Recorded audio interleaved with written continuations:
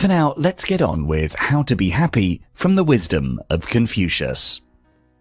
Confucius was a Chinese philosopher, political figure, and a teacher who stressed upon the importance of loyalty, morality, and kindness for a meaningful and happy life. He is considered to be one of the greatest Eastern philosophers of all time, and his teachings are commonly known as analects. His school of thought or perspective on life is called Confucianism by his followers, and this Confucian school of thought revolves around 4 virtues that all human beings should possess. These are benevolence or zhen, righteousness or yi, fulfillment of rights or li, and moral wisdom or zhe. A 5th virtue, faith or jin, was also added later into the Chinese culture that resembles the 5 elements, earth, water, fire, wood, and metal, to illustrate a close link between physical and moral aspects. According to Confucius, happiness doesn't mean to get everything one desires in life, but rather it means, as well as the satisfaction you get from fulfilling your desires, happiness is also knowing that the methods you used in achieving those things were moral.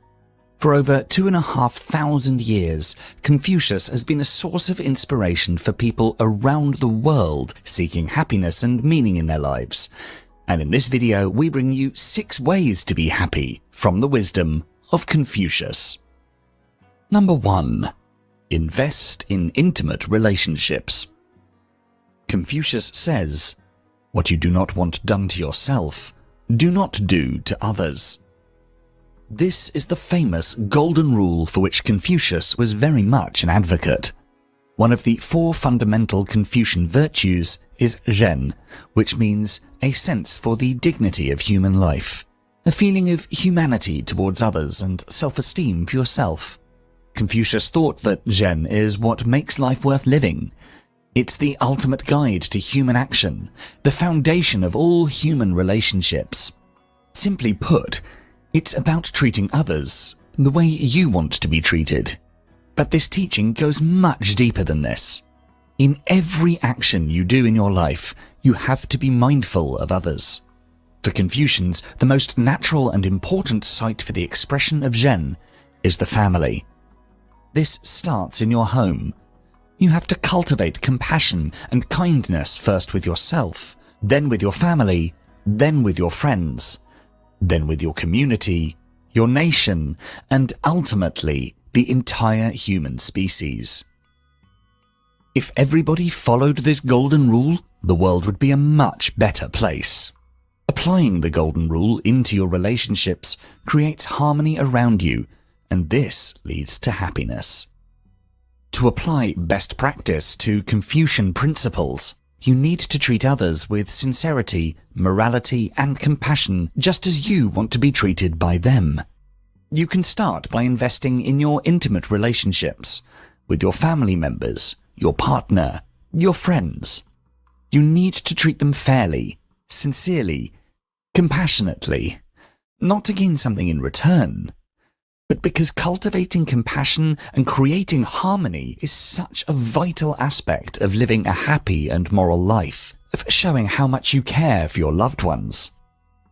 If you have trouble showing your loved ones how much you care for them, start smiling more, greet them warmly every time you meet them, ask about their well-being and listen carefully to them.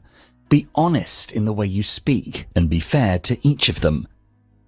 Keep this up long enough, and you'll get a reputation for being a great person that everybody would want to be around. If you're respecting them, they in turn will start respecting you more, treating you more fairly, with more sincerity, more compassion, and ultimately making you feel more loved, more respected, and happier.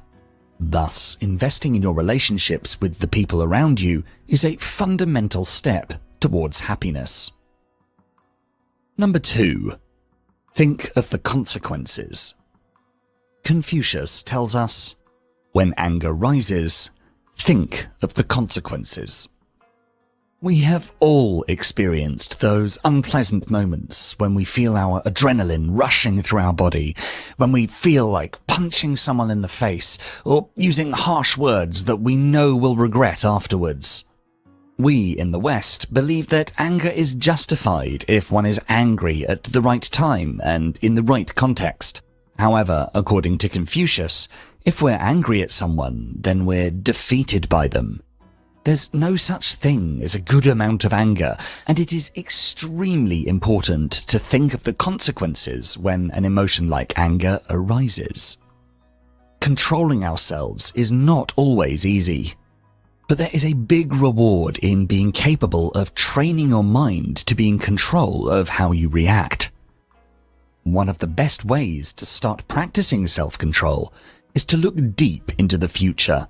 To think not only about the first-order consequences, like the pleasure we get from punching someone in the moment, for example, but also at the second-order consequences, like the fact that he might punch you back, or that you may get into some kind of brawl which will cause further physical injuries, or third-order consequences, like it might break your friendship with that person, or even fourth-order consequences, like if your other friends might stop respecting you, and so on. We need to avoid this tendency of obtaining immediate pleasure if this comes at the cost of losing something much more important in the future. Let's say at your workplace, before expressing your anger against your boss or against one of your colleagues during a meeting, try to take a deep breath and ask yourself, is it worth it to point out that their idea or approach is stupid straight away? Sure, it'll make me feel good in the moment, showing how smart I am. But how will this affect my relationship with them? And furthermore, how will that affect my job in the long run?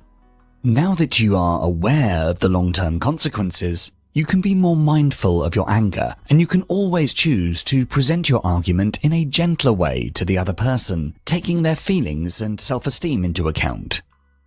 Anger is a poor guide to happiness, and if you truly want to seek happiness, first think of the consequences, then act. Number 3. Keep it simple. To quote Confucius, life is really simple, but we insist on making it complicated. A simple life is a life that gives you freedom from issues that shouldn't really be of major concern. Simplicity is all about focusing on what's most important to you and letting go of the rest. Confucian teachings portray life in this simplest form. The way we perceive our life can make all the difference. For an optimistic person, life is a beautiful gift that has many opportunities and things to enjoy. But a pessimist typically takes life for granted and thinks of his stagnant life as a mess that cannot be settled. They will try to push it forward by overthinking something, by overdoing a task, or constantly avoiding something or someone, but will forget that in doing so, they'll end up creating more hassle and making life even more complicated for themselves. To not enjoy simple things and fixate on what you don't have only disturbs your mental and physical health. In today's modern world, this simplicity can rarely be seen. Our minds love to think, so it thinks and thinks about things, spinning stories around and around.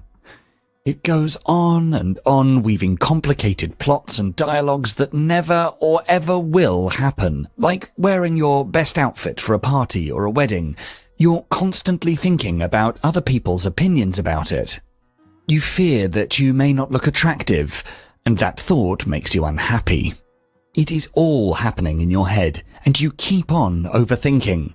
The simple solution to this is just to wear an outfit that makes you feel comfortable and which makes you happy. Life is simple. It is we, the human beings, that are complicated. We need to change this habit of ours of making life complicated. You can start by regularly asking yourself questions like, what are the top 3 most important things in my life? What is the most important thing I can do right now? Am I keeping things simple right now? When you follow the answers you get from these questions and take necessary courses of action, you will start to work on what is truly important. And by concentrating on what's important, you will live both a simpler and happier life. Number 4. Go slow if need be. In the words of Confucius, it does not matter how slowly you go, as long as you do not stop. Confucius teaches us that success is a work in progress, and it doesn't matter if you're moving a step closer or an inch closer to your dreams. The most important thing is that you keep moving forward. Most of the time, failure occurs because of our high expectations. Our society makes us believe that there's a specific age where we must graduate, get married, earn money and settle down, and so we set unrealistic goals and set a time limit, but don't give the kind of effort it actually deserves. The problem is that we are so focused on the reward, on the end result, that we forget to concentrate on the driving forces of success, such as attaining knowledge or mastering our skills. And because of this, when we hit the first roadblock, we assume failure and give up entirely. According to Confucius, giving up or changing our goals is not a wise act.